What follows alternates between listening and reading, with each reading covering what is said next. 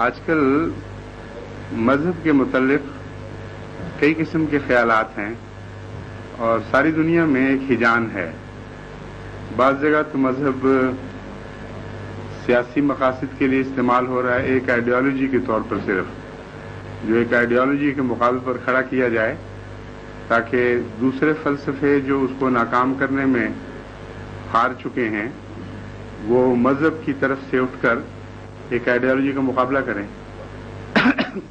تو ظاہر مذہب کا چرچا ہوتا ہے ان جگہوں پہ بھی، لیکن مذہب کے مقصد میں سے یہ بات نہیں تھی. مذہب کے مقاصد تو بہت اونچے ہیں اور ان کے ذیلی مقاصد میں یہ بات آ جاتی ہے کہ اگر حقیقی مذہب آئے تو غلط آئیڈیالوجیز خود بخود غائب ہو جاتی ہیں. اور بہت سی جگہ مذہب استعمال ہوتا ہے فتنے کے لیے بھی، فساد کے لیے بھی، انسان اور انسان کے درمیان نفرت پیدا کرنے کے لیے بھی، اور ایسے مناظروں کے لیے بھی جن کی حیثیت ان بٹیروں کی سی ہوتی ہے جو لڑتے ہیں، کچھ تماشے دیکھتے ہیں. ہار اور شکست کو پیش نظر رکھ کر مناظرے کیے جاتے ہیں، قطع نظر اس سے کہ جستجو مراد ہے، حق پانا اصل مقصد ہونا چاہیے. تو بہت سی الجھنیں مذہب کے ساتھ وابستہ ہو گئی ہیں جس کی وجہ سے جو نئی نسل ہے وہ متنفر بھی ہوتی چلی جا رہی ہے، پیچھے ہٹ رہی ہے. وہ سمجھتی ہے اگر مذہب کی یہی حقیقتیں ہیں تو ہمیں اس میں کوئی دلچسپی نہیں. اور یہ جو شور ہے مذہب کا، اگر آپ حقیقت میں اتر کے دیکھیں تو مذہب کی مدد کرنے کی بجائے مذہب کے دشمنوں کی مدد کر رہا ہے. حقیقت مذہب اور ہے. سب مذہبوں کا دعویٰ کم سے کم یہی ہے کہ اللہ اور بندے سے ملاپ کے سب سے اچھے طریق کا نام مذہب ہے. اور اگر یہ مذہب کا خلاصہ درست ہے تو اللہ اور بندے کا ملاپ نہ ڈنڈے سے ہو سکتا ہے، نہ گالیوں سے ہو سکتا ہے، نہ مصنوعی نعرہ بازی سے ہو سکتا ہے، نہ اللہ اور بندے کا ملاپ صرف نظریاتی جہاد کے ذریعے ہو سکتا ہے ایک خاص مقصد کو مد نظر رکھ کر. اللہ اور بندے کا ملاپ کیسے ہو سکتا ہے، یہ بنیادی سوال ہے. اور جو مذہب بھی اس کے قریب کرے انسان کو اور اس کی تعلیم دے وہ اس حد تک سچا ہے. اس لیے یہ بھی غلط ہے کہ صرف مونوپلی ہے بعض مذاہب کی سچائی. سچائی کے کچھ حصے ایسے مذاہب میں بھی موجود ہیں جو بحیثیت مجموعی آبسولیٹ ہو چکے ہیں، جو قصہ پارینہ بن گئے ہیں، لیکن جس حد تک وہ ایسی تعلیم اپنے اندر رکھتے ہیں جو واقعی اللہ اور بندے میں پیار پیدا کرے، اس حد تک وہ سچے ہیں. اور بہت سے سچے مذاہب ایسے ہوتے ہیں تعلیم موجود ہونے کے باوجود حقیقت سے ہٹ کر ایسی باتوں میں مبتلا ہو جاتے ہیں کہ اپنی سچائی سے خود فائدہ نہیں اٹھا رہے ہوتے. ایسے واقعات ہو جاتے ہیں. اس لیے سب سے اہم بات یہ ہے کہ ان باتوں کو معلوم کیا جائے کہ اللہ اور بندے کے درمیان کیا تعلق قائم کرتا ہے مذہب. اور اگر وہ تعلق واضح ہو جائے تو سچائی کا فیصلہ کرنا کچھ مشکل نہیں ہے. اور پھر غلط روش اختیار کرنے والے بڑے نمایاں ہو کر سامنے آ جاتے ہیں. اللہ اور بندے کا تعلق پیدا کرنے سے پہلے یہ ضروری ہے کہ ہارمنی کریٹ ہو خدا اور بندے کے درمیان. ٹیوننگ فورک کا تجربہ آپ میں سے کئی لوگوں نے کیا ہوگا. جب تک ویو لینتھ نہ ملے وہ آواز جو ایک طرف پیدا ہوتی ہے وہ دوسری طرف نہیں پیدا ہو سکتی. دوستی ہوتی ہے اس میں کوئی نہ کوئی ہارمنی، کوئی نہ کوئی ہم آہنگی پائی جاتی ہے. اس کے بغیر نہ انسان کا انسان سے تعلق ہوتا ہے، نہ جانور کا جانور سے تعلق ہوتا ہے. وہ قدر مشترک، وہ ہم مزاجی، جس کو شراب نوش ہم مشرب ہونا کہتے ہیں، کئی اصطلاحیں موجود ہیں. کچھ قدر اشتراک ہونی ضروری ہے. اور خدا تعالی سے تعلق قائم کرنے کے لیے صفات باری تعالی پر زور دینا ضروری ہے. جب تک اللہ تعالی کی صفات بندہ اپنانا نہ شروع کرے اس وقت تک یوں ہی وہم ہے کہ میں سچے مذہب کا پیرو ہوں. صفات باری تعالی اپنائے تو انسان میں ایک حسن پیدا ہو جاتا ہے. صفات باری تعالیٰ اپنائے تو نفرت خود بخود غائب ہو جاتی ہے. خدا کی صفات میں مخلوق سے نفرت شامل نہیں ہے، کسی صفت میں نہیں ہے. خدا تعالیٰ کی صفات میں بدخلقی نہیں ہے. خدا تعالیٰ کی صفات ایک مجموعہ حسن ہے، اس میں ایک توازن ہے اور ایک کشش ہے.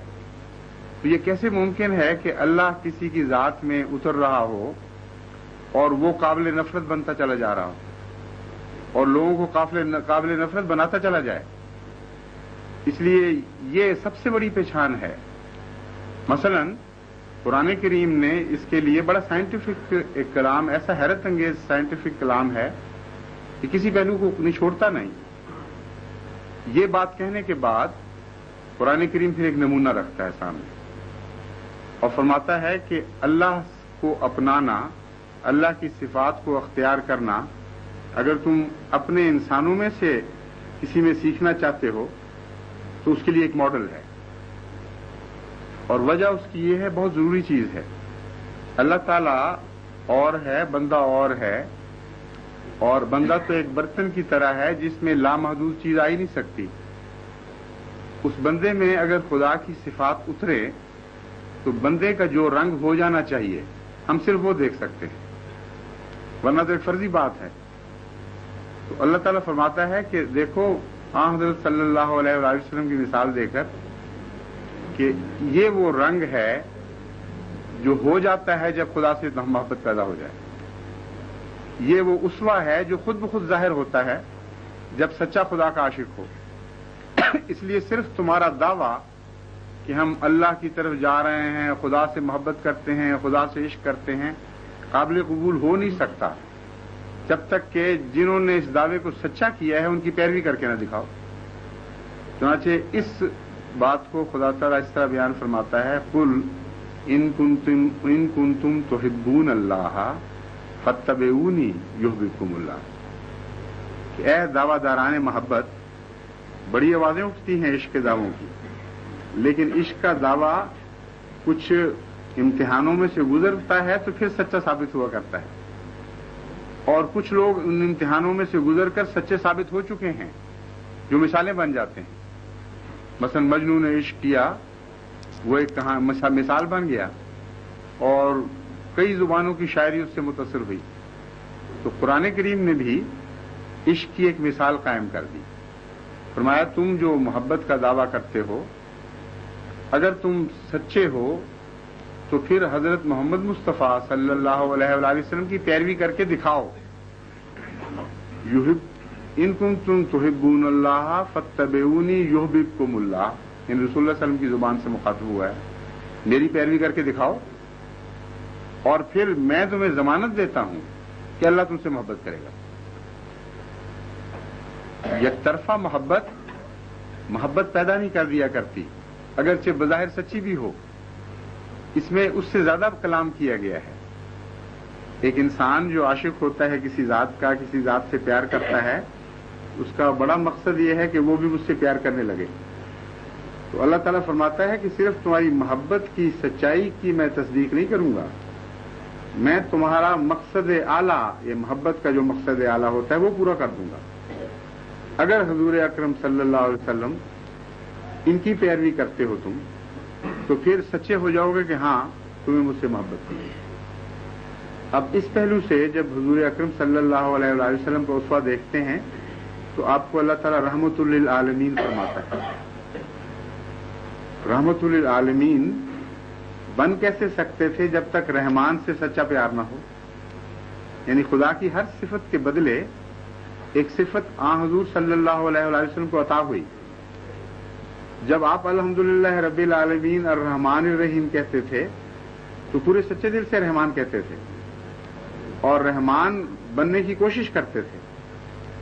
کیونکہ اگر کوئی انسان تعریف کرے اور وہ بننے کی کوشش نہ کرے تو تعریف جھوٹی ہوتی ہے. تو پورے سچے دل سے رحمانیت پر غور فرماتے تھے، دیکھتے تھے کہ رحمانیت کے تقاضے کیا ہیں، اس کا مفہوم کیا ہے، اور ان کو پورا کرنے کی کوشش کرتے تھے. مثلا رحمانیت کے تقاضوں پر غور کرتے ہوئے آپ کی اس بات پر نظر گئی کہ خالق اپنی مخلوق سے پیار کرتا ہے.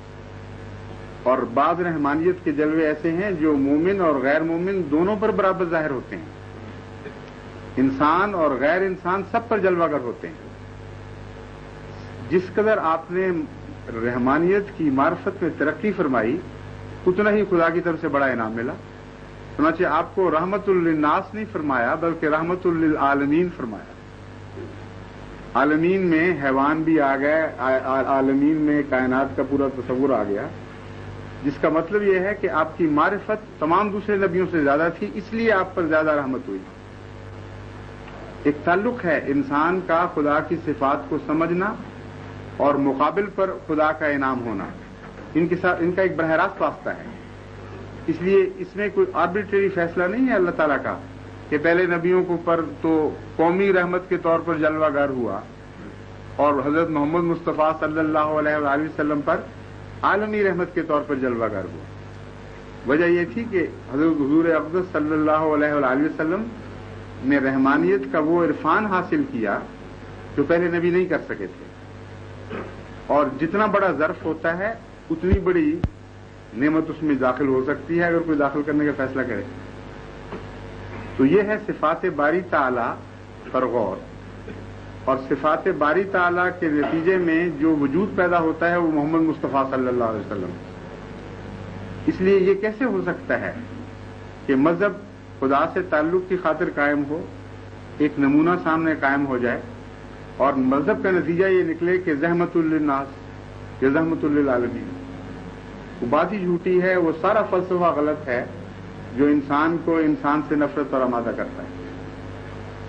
ہاں حضرت صلی اللہ علیہ وآلہ وسلم کی ذات میں جو رحمت نے جلوے دکھائے ہیں وہ آزمائشوں میں سے گزرے ہیں.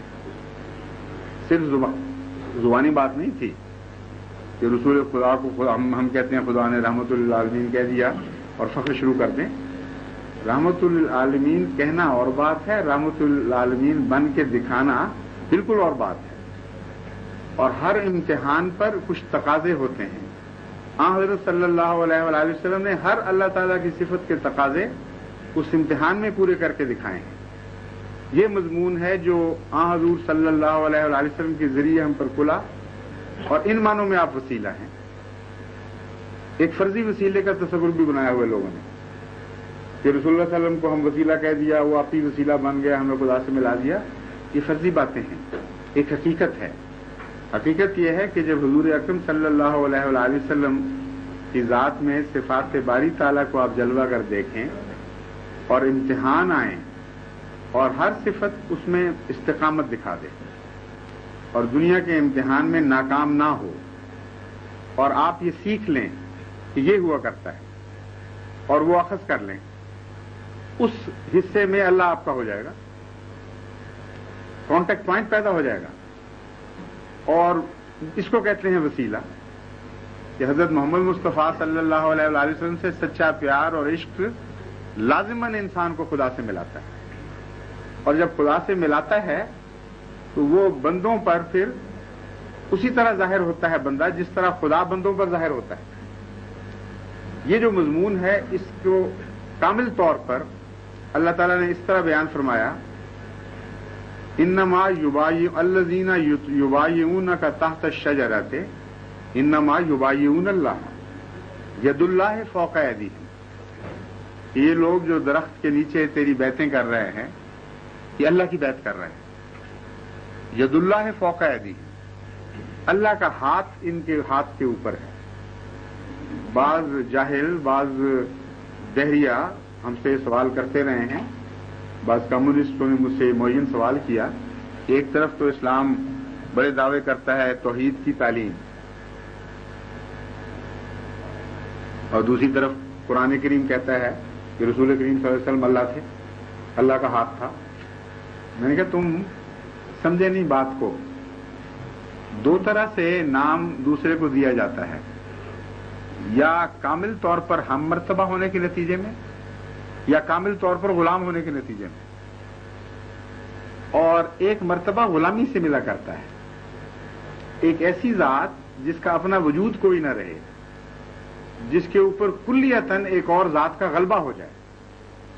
جس طرح عوام الناس کا تصور تو یہاں تک ہی پہنچتا ہے, وہ کہتے ہیں جن چڑھ گیا, اب جو کچھ بول رہا ہے جن بول رہا ہے، تو وہ تو جو قصہ ہے اس کو چھوڑیں اس وقت. مراد میری یہ ہے کہ جس ذات پر خدا غالب آ جائے اور اس حد تک غالب آ جائے کہ اپنا کچھ نہ رہے، وہ ان معنوں میں اللہ ہے کہ وہ جو کچھ کہے گا اللہ کے منشا کے مطابق کہے گا، اس کی آواز بیان کرے گا، اپنے دل کی کوئی مرضی بیان نہیں کرے گا. صفات کا جب اجتماع ہو جاتا ہے تو پھر محمد مصطفیٰ صلی اللہ علیہ وآلہ وسلم پیدا ہوتے ہیں، اور یہ اجتماع جب کامل ہو تو اس کو نور کہتے ہیں. عجیب ظلم ہے کہ اتنی عظیم الشان باتیں قرآن کریم میں موجود ہیں، اور بجائے اس کے کہ انسان کو حضور صلی اللہ علیہ وآلہ وسلم اور اللہ تعالیٰ سے محبت پیدا کرنے کے لیے ان واقعات کو بیان کیا جائے، ایک دوسرے سے لڑانے کے لیے بیان کیا جا رہا ہے. نور اور بشر اور یہ جھگڑے اور یہ لڑائیاں، بھائی ظلم ہے اسلام کے اوپر. سب سے دردناک واقعہ اسلام پر یہ گزرا ہوا ہے اس وقت کہ رحمت کے نام پر زحمت کی تعلیم، نور کے نام پر تاریکی کا جھگڑا شروع کیا ہوا ہے. حالانکہ لفظ نور پر اگر غور کرتے تو صفات باری تعالی کے جلوے کا نام نور ہے، اور ایسے جلوے کا نام نور ہے جو کامل ہو. چنانچہ میں نے مطالعہ کیا ہے مذاہب کا، دنیا کے کسی مذہب نے اپنے بانی کے متعلق، ان کی مذہبی کتاب نے اپنے بانی کے متعلق نور ہونے کا ادعا نہیں کیا. نور تو وہ تھے لیکن پارشل نور تھے، روشنی کے سارے رنگ نہیں تھے. کچھ اسپیکٹرم کے حصے ان میں موجود تھے، کچھ اسپیکٹرم ان سے وہ خالی پڑے ہوئے تھے. تو اس لیے اس کے نتیجے میں نور تو پیدا ہوا، رنگ تو پیدا ہوا ہے، لیکن ایسا کامل امتزاج نہیں ہوا جسے ہم نور کہتے ہیں. تو اس معنی میں حضرت صلی اللہ علیہ وآلہ وسلم کو نور فرمایا گیا کہ آپ کے اندر صفات باری تعالی اپنے کامل توازن کے ساتھ جلوہ گر ہوئی ہیں، اور اس کے نتیجے میں نور پیدا ہونا ایک طبی امر ہے. چنانچہ اسی لیے آپ کو سراج منیرہ بھی فرمایا گیا. روشن سورج وہ ہے جس میں روشنی اپنے کمال توازن کے ساتھ، یعنی صرف توازن نہیں بلکہ کمال توازن کے ساتھ جلوہ گر ہوتی ہے. تو یہ ہیں حضرت اقدس محمد مصطفیٰ صلی اللہ علیہ وآلہ وسلم. آپ کے جتنا ہم قریب جائیں گے اتنا ہمارا معاشرہ سدھرے گا.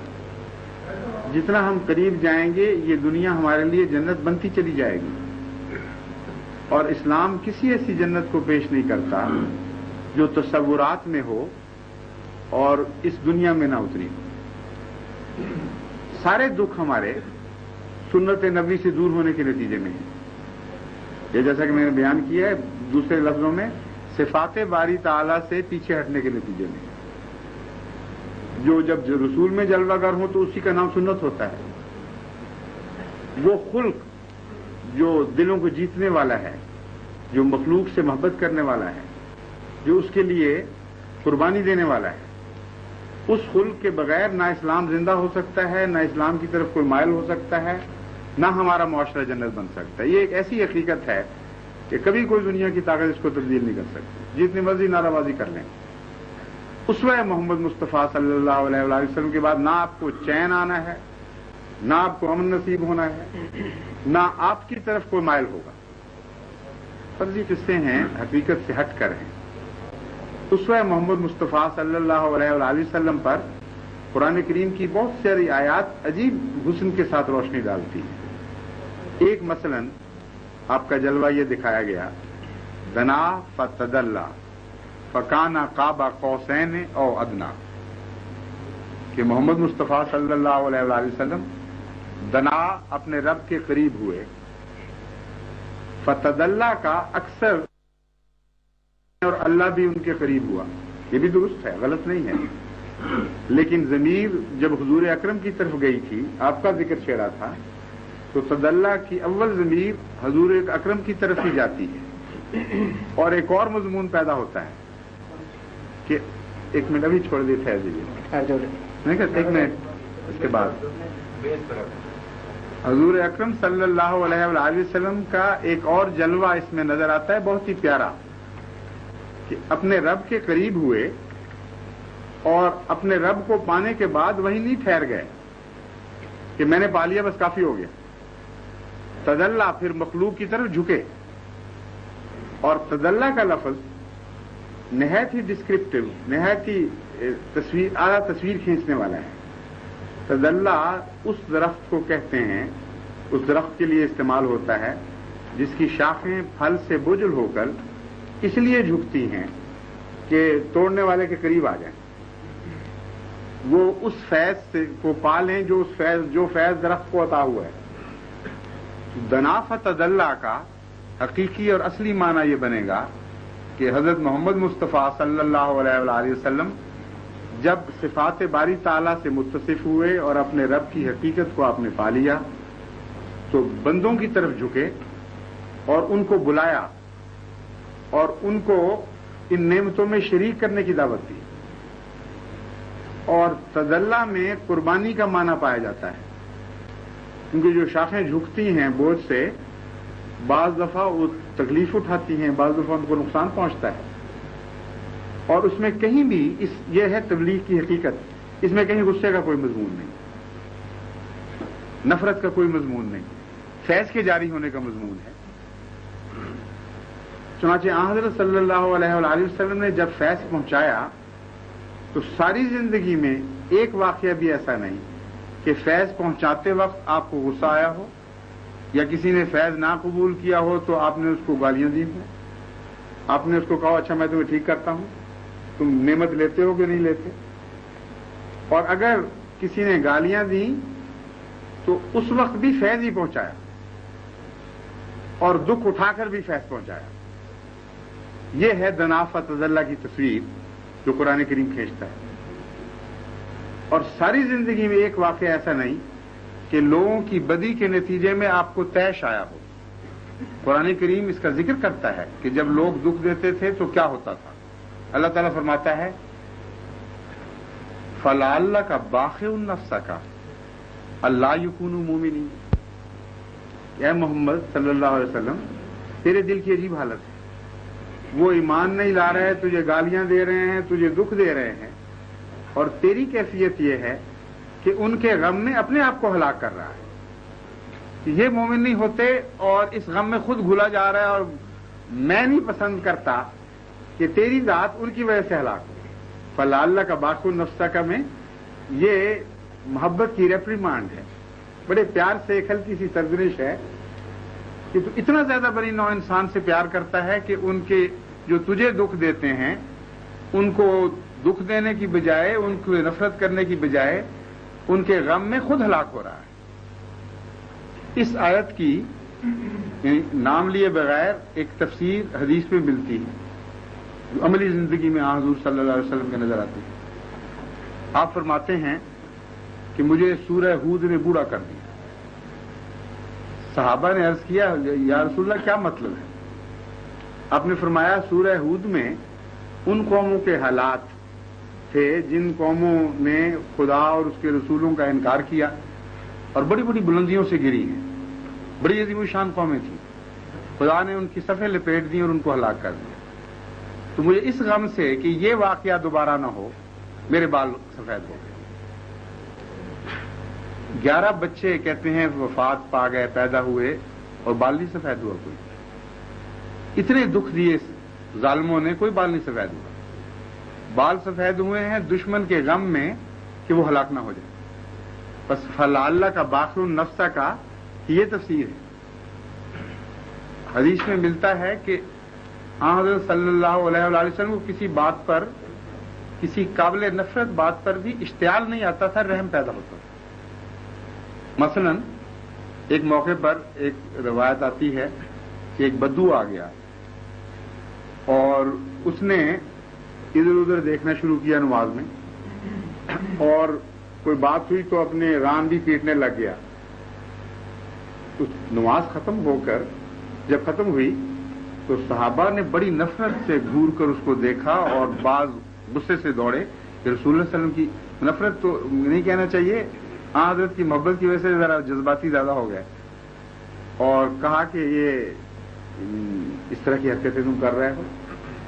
ان کی اپنی روایت ہے وہ کہتے ہیں مجھے ہر آنکھ میں غصہ نظر آ رہا تھا، مگر میری آنکھ محمد رسول اللہ صلی اللہ علیہ وسلم کی طرف گئی تو اس میں بڑا ہی پیار تھا، اتنی رحمت تھی کہ میرا دل اس سے پگھل گیا. آپ نے پیار سے مجھے بلایا اور کہا میرے قریب آؤ.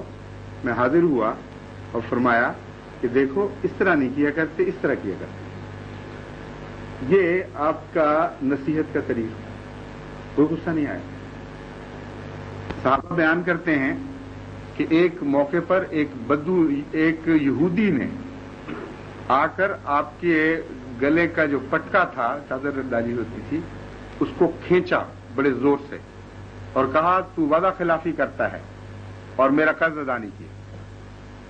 حضرت عمر قریب کھڑے تھے، وہ بڑی غصے سے اس کی طرف جھپٹے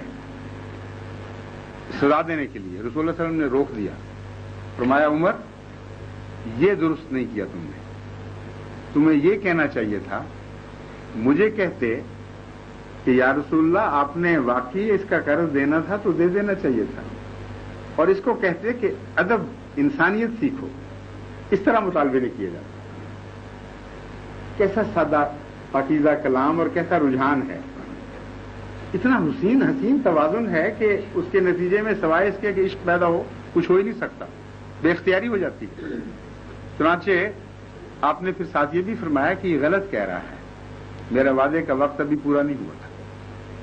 اور حضرت عمر نے چونکہ اس کو غصہ دکھایا تھا، عجیب حیرت انگیز ذکی اور فہیم وجود تھا جس کی کوئی گہرائی تک پہنچ نہیں سکتا وجود. ان کے سپرد کیا کہ اب جا کے قرضہ اتارو. تم جو غصہ دکھانے لگے تھے، یہ قرضہ اتارو میں تمہیں دے دوں گا، اور جتنا قرضہ ہے اس سے کچھ زیادہ دینا اس کو.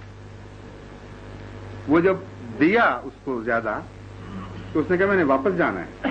ان کا اب کیا کرنے جانا ہے؟ انہوں نے کہا یہ میرا کام ہے. واپس گیا اور عرض کی کہ یا رسول اللہ میں مسلمان ہوتا ہوں. یہ اسوا سچوں کا ہے، جھوٹوں کا ہو ہی نہیں سکتا. ایک یہ بھی موقع ہے غصے کا، اور پھر اتنا عظیم الشان وجود، اور یہ سکھاتے ہیں. ایک موقع پر ایک بدو آیا اور رسول کریم صلی اللہ علیہ وسلم کا مہمان ہوا. آپ نے مسجد نبوی میں ٹھہرا دیا. اس سے بھی اندازہ کریں وہ مسلمان نہیں تھا، مسجد آپ کی ناپاک نہیں ہوئی. مسجد میں ٹھہرا اور چونکہ ہرس کے ساتھ اس نے دودھ زیادہ پی لیا، یہاں تک کہ حضرت عائشہ کی یا ایک اور ازواج مطہرات میں سے کسی کی گواہی ہے کہ اس رات ہم بھوکے سوئے کیونکہ سارا دودھ حضور نے اس کو پلا دیا تھا، اور اس کو اسہال لگ گیا. لالچی تھا، ہرس میں مسجد گندی کر دی. رسول کریم صلی اللہ علیہ وآلہ وسلم کو صبح صحابہ نے دیکھا کہ خود اپنے ہاتھ سے وہ مسجد دھو رہے ہیں. صحابہ نے عرض کی یا رسول اللہ ہمیں اجازت دیں، ہم خادم ہیں، یہ آپ کیا کر رہے ہیں؟ آپ نے فرمایا میرا مہمان تھا، مجھے یہ سعادت ملنی چاہیے. اپنے ہاتھ سے مسجد نبوی کو دھویا. وہ غلطی سے دوڑتے دوڑتے کوئی چیز بھول گیا تھا، اس بیچارے کو یاد بعد میں آئی تو وہ لینے کے لیے واپس آ گیا، اور اس وقت پہنچا جب یہ واقعہ ہو رہا، اور اس کے اسلام لانے کی یہ وجہ بنی. حیرت انگیز ہے وہ وجود. مشرکین ایک دفعہ مسجد میں داخل ہونے لگے. حضرت صلی اللہ علیہ وآلہ وسلم نے دیکھا، نہیں روکا، اور صحابہ اٹھ کھڑے ہوئے کہ مشرکین نجس ہیں، انہوں نے روک دیا. رسول اللہ صلی اللہ علیہ وسلم نے فرمایا مسکرا کے ان کو آنے دو. صحابہ نے کہا یا رسول اللہ آپ پر جو کلام نازل ہوا ہے وہی کہتا ہے یہ مشرکین نجس ہیں تو مسجد ناپاک ہو جائے گی. آپ نے فرمایا تم نہیں سمجھتے ان باتوں کو، ان کا نجس ان کے دل سے تعلق رکھتا ہے، ان کے دل ناپاک ہیں، ہماری مسجد ناپاک نہیں ہو سکتی. اور مشرکین مسجد نبوی میں داخل ہوتے ہیں. اس کو کہتے ہیں رحمت للعالمین. یعنی ہر موقع پر ایک آزمائش ہوتی ہے رحمت کی، وہاں پتہ چلتا ہے کہ کون سچا ہے رحمت بننے میں، کون جھوٹا ہے. ایک موقع پر عیسائی وفد حاضر ہوا، اٹھ کر جانے لگا تو حضور اکرم نے فرمایا کہ کہاں چلے ہو؟ انہوں نے کہا جی ہماری عبادت کا وقت ہو گیا. آپ نے فرمایا یہ بھی تو خدا کا گھر ہے، یہاں عبادت کر لو. اور وہاں عبادت کی انہوں نے، اور مسجد نبوی کو کوئی نقصان نہیں. بس ہر وہ مسجد جو ملک محمد مصطفیٰ میں مسجد نبوی سے دور ہٹ جاتی ہے وہ خدا سے بھی دور ہٹ جاتی ہے. یہ مطلب ہے صفات باری تعالیٰ کا، کہ جو صفات باری تعالیٰ کا نمائندہ ہوگا، جب اس سے دور ہٹو گے تو خدا سے دور ہٹو گے، ایسی مسجد میں خدا بھی نہیں جائے گا۔ تو ویسی بات ہو جاتی ہے جیسے ایک عیسائی واقعہ ہے۔ امریکہ میں جب بہت نفرت تھی کالوں سے، کالوں کے گرجے الگ، گوروں کے الگ، تو ایک کالا بیچارہ غلطی سے گوروں کے گرجے میں چلا گیا اور انہوں نے دھکے دے کے نکال دیا۔ وہ تھا بیچارہ نیک دل، سچے دل سے، اب جو خدا سمجھتا تھا اس کی بات کرنے کے لیے جا رہا تھا، وہ وہاں سیڑھی پر اس نے سر رکھ دیا، رونے لگا۔ روتے روتے اس کی آنکھ کھل لگ گئی اور اس نے خواب میں دیکھا کہ حضرت عیسیٰ تشریف لائے ہیں۔ وہ کہتے ہیں کہ تم کیوں رو رہے ہو؟ انہوں نے کہا کہ میں تو اندر جا رہا تھا عبادت کے لیے اور انہوں نے مجھے اندر نہیں جانے دیا، میں اس لیے رو رہا ہوں۔ تو حضرت عیسیٰ نے کہا تم اتنی سی بات پہ رو رہے ہو، میں تو کبھی بھی اس گرجے میں نہیں گیا، جب سے بنا ہے میں نے تو جھانک کے بھی نہیں دیکھا۔ یہ ایک لطیفہ ہے لیکن اس میں ایک سبق بھی ہے، اور مسلمان کے لیے تو سب سے قطعی معیار یہ ہے کہ ہر وہ مسجد جو حضور اکرم صلی اللہ علیہ وآلہ وسلم کی صفات سے دور ہٹتی ہوئی آپ کو دکھائی دیتی ہے، وہ خدا سے دور ہٹتی ہوئی دکھائی دیتی ہے۔ دعوے جو مرضی کریں وہ مسجد کہلا ہی نہیں سکتی، اس کے معنی ہی کچھ نہیں۔ پھر حضرت صلی اللہ علیہ وآلہ وسلم کی رحمت دیکھیے، یہ تو عیسائی وہ تھے جن کو اپنے یہاں جگہ دی۔ ایک قبیلہ تھا ایک پہاڑ کے دامن میں جس میں ایک پرانی مونسٹری تھی۔